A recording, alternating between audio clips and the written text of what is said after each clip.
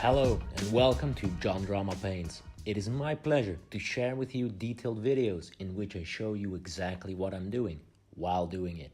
In this two-part video series, I will show you how I painted the mushroom on Redkap's hood, as you can see in the picture right now. I hope you will be able to learn something from it, but if I go over some parts too fast or certain things remain unclear, please let me know and I will make sure to correct that in a later video. But for now, let's dive straight in and paint some minis together.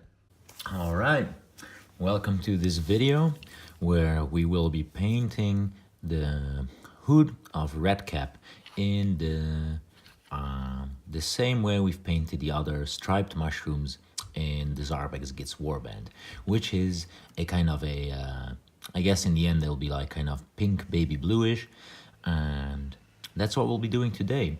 So if you want to achieve that effect, what I did here is simply apply two base colors, and I did that off screen because it takes quite some time, and I thought it might take away from the effect of the video, and also the video would become very lengthy. So basically what I did, and it's really all I did, is apply a full base coat of Screamer Pink, base paint by GW, which has really nice coverage. And then I went to Staggered On Scale Green, and I started drawing the circles where I wanted them. And you see here at the top, they're a little bit thinner. This one's actually a little bit thicker. Now that I see it, I might actually go back immediately and put some Staggered On Scale Green on my brush and make this one a little bit thicker. You'll notice that as we go and we progress in this video, we paint the mushroom, that this is actually quite important because these will be the shadows that remain as we continue. But without further ado, let's get painting. So the first thing that I want to do is start to highlight the pink areas. And what I want is a tone called Empress Children. It's a GW paint, but going straight from Screamer Pink to Empress Children is too much, so I'm gonna mix up roughly a 1-1 mix between them and apply that. So I did that on my palette right now. Add some water to it, make sure that it's not too thick. Make sure that I get a good tip on my brush, and there we go. So I'll start here on one of the higher areas. Oh, immediately make a big mistake. I have this new setup, so I have to adjust my posture and how I hold my model. And why I'm starting here, because these are a couple of these circles that are easily accessible to me, and I can check if the color that I picked is not too high of a tonal jump from the Empress Children. And as it is drying, I don't know if it shows very well yet, but this is a fine tone for a first highlight.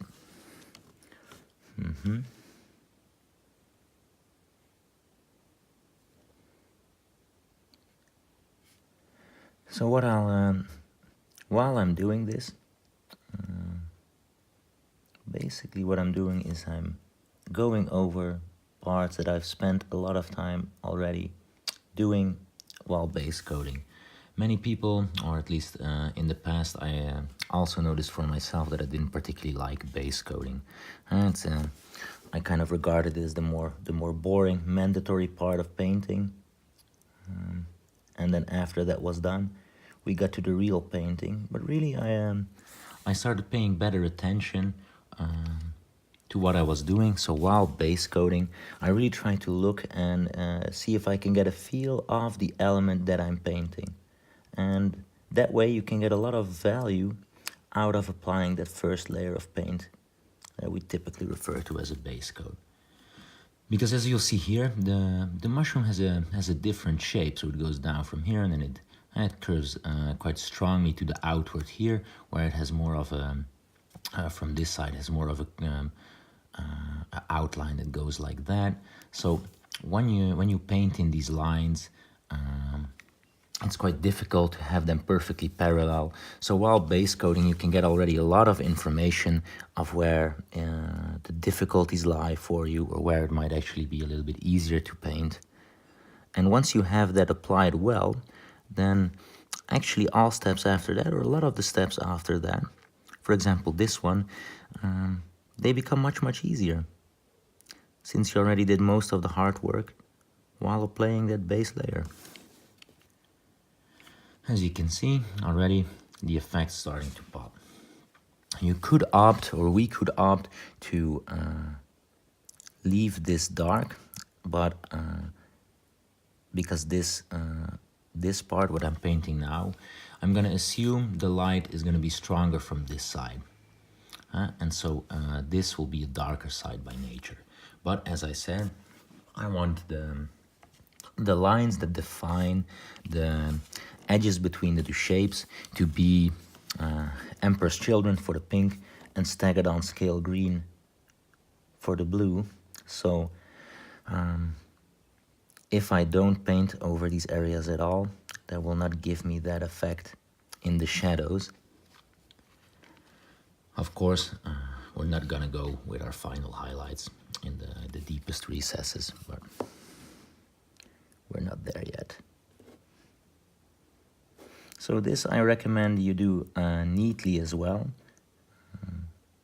because you want to have, especially at the edges, wherever possible, some of that Screamer pink showing through, that pure Screamer pink. Will not be possible everywhere, but if you can manage to do it, the more you can manage to do it, the better.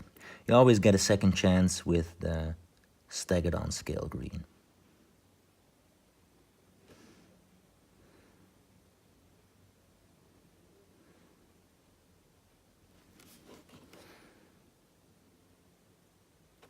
If you are very neat here, you won't have to go back so much to clean it up. But even if you're not so neat and you have to go back a couple of times to clean up, there's no shame in that. Just go back to Screamer Pink and or Staggered on Scale Green, depending on what you need to correct, and work it back up to what you like. All right, so with that, here I miss a little part.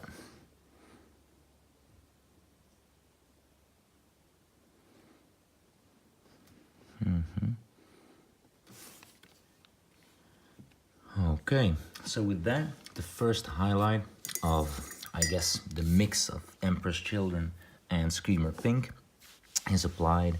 And what I'm gonna do now is actually apply the first highlight for the blue.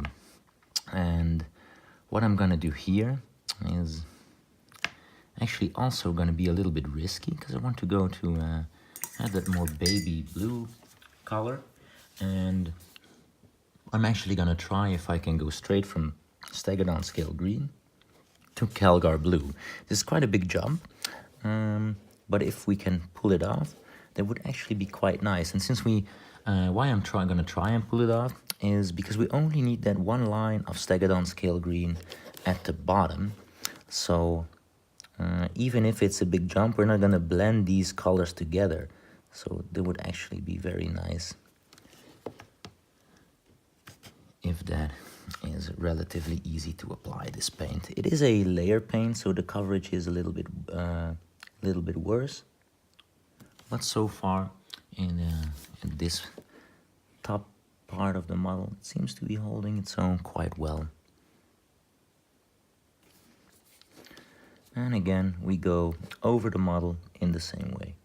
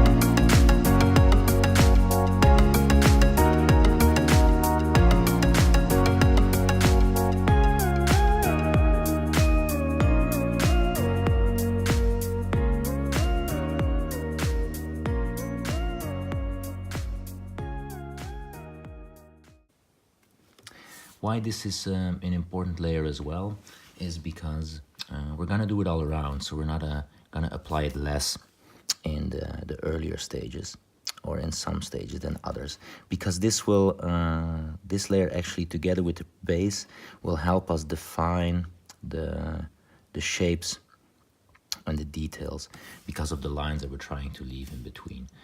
So going forward from this, we're actually going to focus a little bit more on the highlights, and then through glazing we'll also create some more shadows.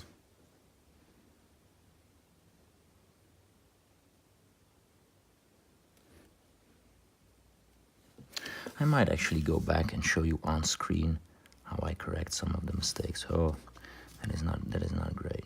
There we go. It's still too watery paint. Luckily I could get it off in time.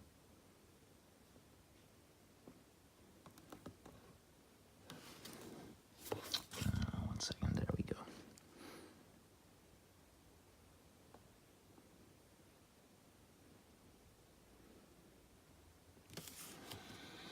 It's not a difficult effect to achieve, but it requires some patience and requires some focus. All right, so with this, there's just a couple of small mistakes that I'll return to, and I actually return to it with Stegadon Scale Green.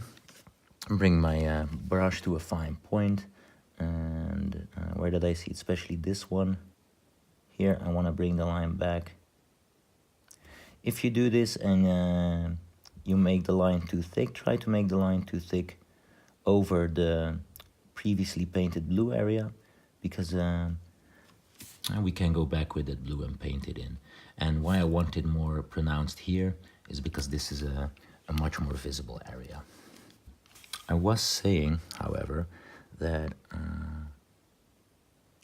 try to always keep in mind what parts of the model are gonna speak to the person that is viewing it the most.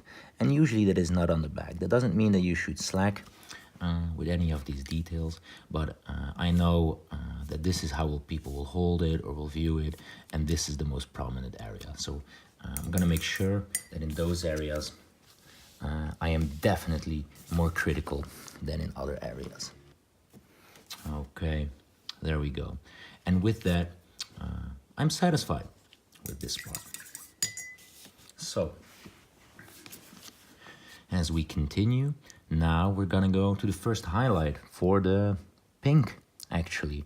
And I'm gonna add just a lot of pink horror to the previous mix. That was about a 1-1 mix between, oh sorry, not pink horror, Emperor's Children and Screamer Pink. And to that same mix, I'm just gonna add quite a lot of pink horror. I'm gonna do that so there are some tints of the original Emperor's Children in there, and I like to have that too in later stages, have some of that original base color in it. Don't always do it, but whenever possible I will try. So here first I'm gonna touch this edge, because this will all regardless of how dark or light you'll have it, that one will catch quite some light. And now I like the color, I like the mix, the jump is okay. Here we need to be more critical about the jump, because we're gonna have it faded out towards the bottom, because we're gonna create highlight. And the highlight I want to be present over roughly the biggest part here, just about till there. Don't have to go much further than that. And here on the sides, you'll notice we'll have to work on fading it in. That is the highlight placement that I like. So from here, I'll go around and working my way towards the top. As always, where you lift your brush is where you'll leave the most paint. So what I'm trying to do here is from both sides paint toward the middle, so that that will naturally help me blend these two mixes at the ends together more easily. Okay, and here you'll see that where at the beginning the process might have been quite slow, now that we have the shape's well defined, it'll go much, much faster at this stage. Need a bit more watery consistency. Put it on there, and we're gonna work it in here. We were at this layer, circle. There we go. And for now, this is still not the stage where we're actively blending, so still defining the shadows and the highlights. Here, with this layer, I still went to that point. That is fine. However, for these layers, I actually will not highlight them on this side. So I need to make sure that I won't go higher to this halfway point, because the rest clearly falls in the shadows.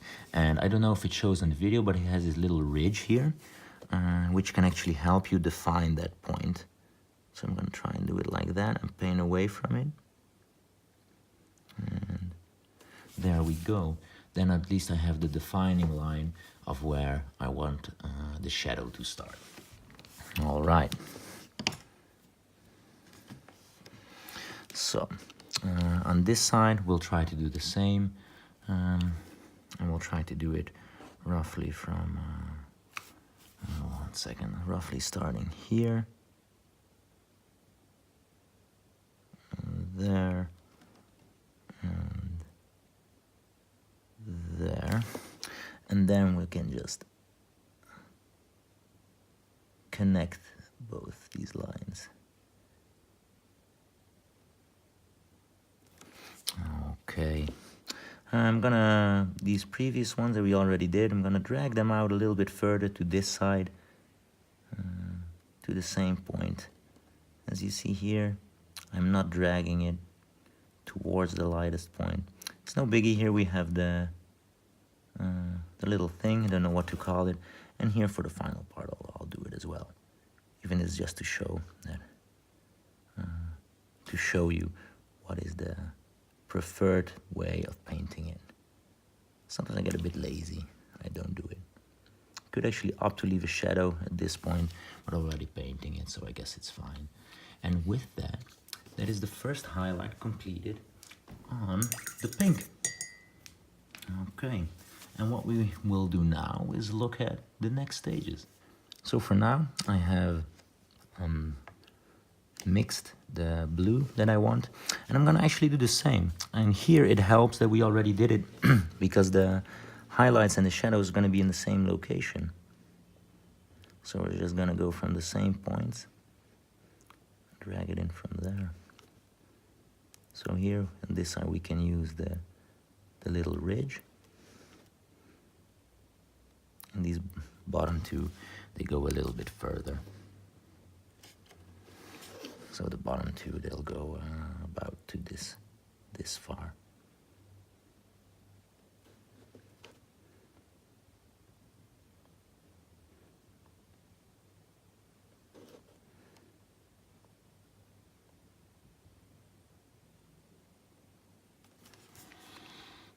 All right, there we go. Can always advise that when in doubt, to be a little bit more reserved or more economical with your highlights. Adding more of them or widening them is always an option, an easier option. I noticed I made a mistake here. Essentially gonna go back and correct that straight away so I don't forget it. And what I did here, I made a mistake and I went over the line that separates it. So I'm gonna go straight back to staggered on scale green and bring back the definition. As you can see, I did it semi-nice, so from this point on I can go back straight to the mix of Lothern blue with just a tint of Calgar blue and apply that highlight.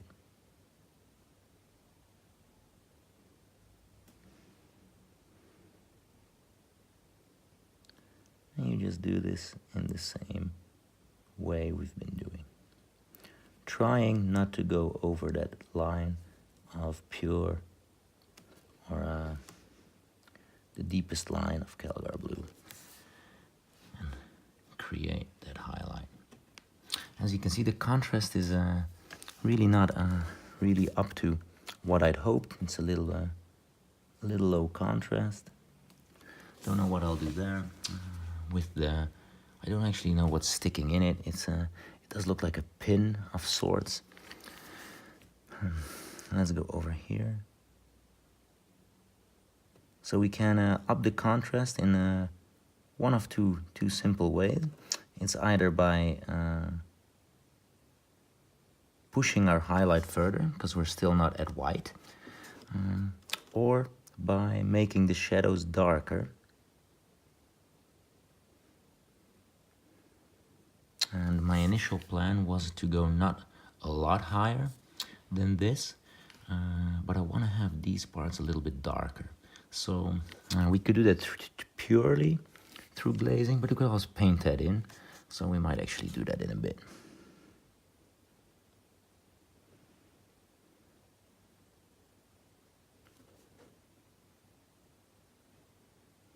Actually went too far there.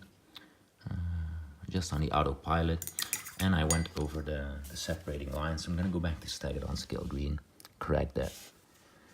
One thing to keep in mind, if you intend on glazing colors together, also to give them a little bit of a softer look, I like it is also a nice technique, but you're gonna lose intensity along the way, which means that knowing that, you want to push your colors a little bit further to the bright side, knowing that you're going to tone them down through glazing.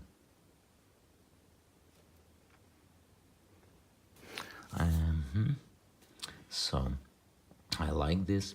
We could do a little bit more, define it a bit stronger. That's why I always have black and white on my palette. So let's go back to the pink mix again, and we used almost pure Emperor's Children, so I'm just gonna add some white scar to it. There was some of the original Emperor's Children of Screamer Pink in it, so now that I mix some white in it, when I compare it to what's the color that I see in the pot, this looks much more like the original Emperor's Children. So here I'm gonna apply it as a edge highlight, define this area. And again, not gonna go all the way around. Gonna focus on the front and where I want the strongest highlight to be. And I'll do that along this line, moving up. So here, I want that final highlight also to, it can go a little bit further, so it can go, we'll add a little bit of it there. Here we'll be very economical. We'll just go around the edge, and here we'll go from the edge, dragging the paint away from it. Just very little, but as I said, if you're economical with your highlights, the effect will be much, much stronger. At the back, do I want some? Yeah, maybe not as much. Do I need them there? Guess we don't need them there, but we'll give it some highlights. So from that point approximately, drag it to the top. All right. This I want to be a little bit more pronounced. Also, an important thing to keep in mind is, in my experience, glazing together darker colors is much, much easier than glazing in light colors. And as you see here, especially with the pink, we went quite light, and you see already there's a little bit of a contrast showing.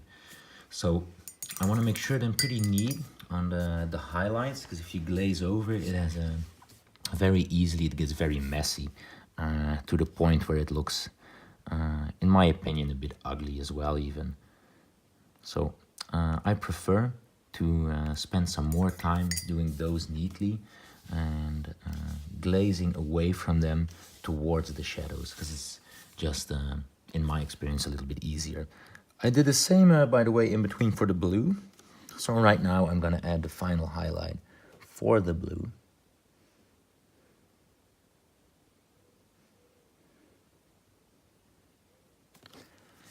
In case you missed it, so what I did is I took the previous mix of Lauthern blue with a slight hint of Galgar blue and just added some white to it.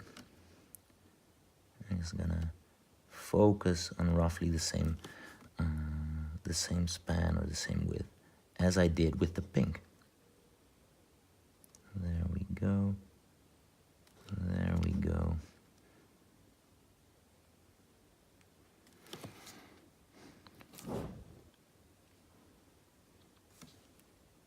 All right. Some of these minor lines that I don't really like, so or that I think are too pronounced. So I have the whole range of mixes, on my palette. So now I'll go back and spend most of the time again here in the focal point in the front, trying to blend that a little bit together.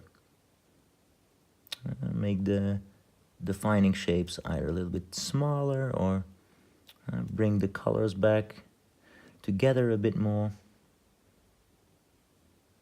This is more of the mid-tone pink that I'm using to correct some of the mistakes that are catching my eye. Dragging it to the mid-tone as well as from the shadow to the mid-tone. Creating that small blend already, that will help. And the neater you are again at this stage, the less time you'll spend or have to spend glazing them together. Again, this is a mid-tone, so I'm gonna bring back some of the highlight here in this part where we know we're wanting it to be a little bit darker.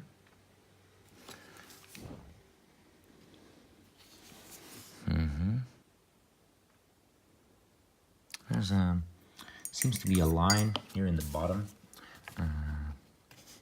where I want the highlight to be strongest, and I want it to be